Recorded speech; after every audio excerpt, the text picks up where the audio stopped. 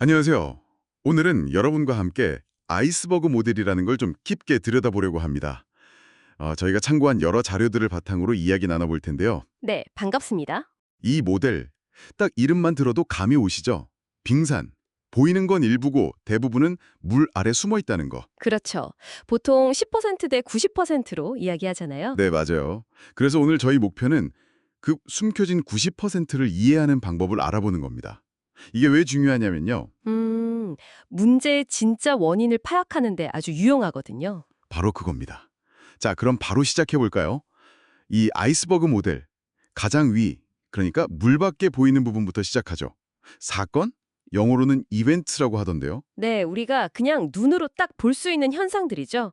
뭐 예를 들면 갑자기 팀 생산성이 뚝 떨어졌다거나. 아니면 뭐 고객 불만이 폭주한다거나 그런 구체적인 문제들. 맞습니다. 근데 이제 이런 사건에만 급급하게 대응하다 보면 좀 한계가 있어요. 한계라면 어떤? 임시방편 같은 거 말씀이시죠? 네, 그렇죠.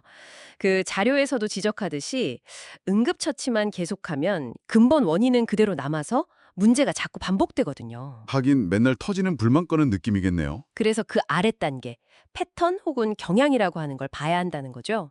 패턴스나 트렌즈요. 패턴이요. 그러니까 이게 한 번으로 끝나는 게 아니라 뭔가 반복되는 흐름이 있다는 거군요. 정확합니다. 시간에 따라서 어떤 사건들이 반복되는지 그 양상을 보는 거예요. 예를 들어서 분기 말만 되면 특정 부서 야근이 막 늘어난다거나. 네네. 아니면 신제품 출시할 때마다 꼭 비슷한 버그가 나온다거나 하는 거예요. 바로 그런 것들이죠. 그런 패턴을 파악하는 게 일단 중요해요. 여기서부터 좀 더 깊이 들어가는 거죠. 와, 흥미로운데요. 근데 그 패턴은 또 왜 생기는 걸까요? 뭔가 이유가 있을 텐데. 어, 맞아요. 바로 그 질문이 우리를 그 다음 단계, 구조, underlying structures로 이끌어요. 구조, 시스템 같은 건가요? 네, 시스템, 프로세스, 뭐 조직 문화, 정책 이런 것들이 다 구조에 해당돼요. 패턴을 만들어내는 근본적인 틀이라고 할 수 있죠. 아하. 그러니까 패턴을 유발하는 보이지 않는 손 같은 거네요. 그렇죠. 예를 들어 어떤 연구에서는 비효율적인 사내 소통 채널, 즉 구조가 팀 간의 반복적인 오해와 갈등, 즉 패턴을 계속 만들어낸다는 걸 보여줬어요. 아, 구조가 잘못되니까 비슷한 문제가 계속 반복되는 거군요. 이해가 되네요. 그럼 이제 거의 바닥까지 온 건가요? 더 깊은 단계가 있나요? 네, 가장 깊은 곳, 빙산의 가장 크고 보이지 않는 부분이 남았습니다.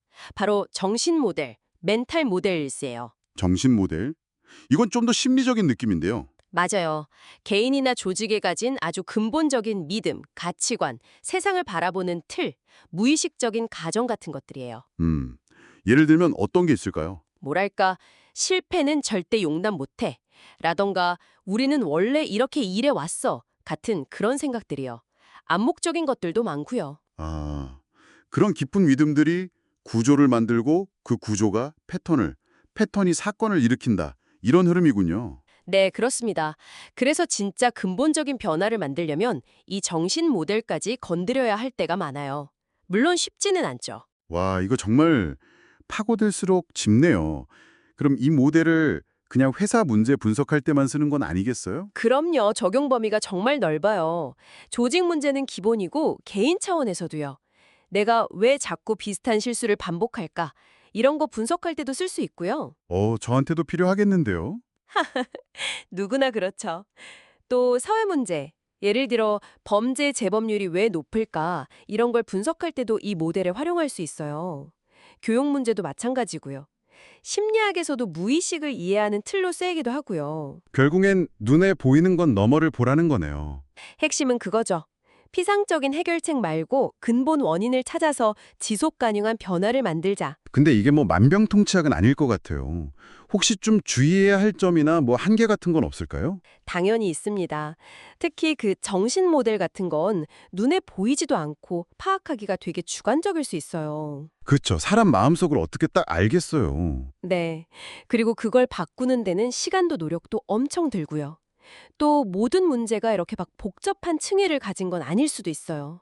그냥 단순한 실수일 수도 있는데 너무 파고들 필요는 없다. 맞아요. 모델에 너무 갇히면 안 돼요. 분석을 위한 분석이 되면 곤란하니까요. 도구는 도구일 뿐이죠. 그렇군요. 맹신은 금물이다.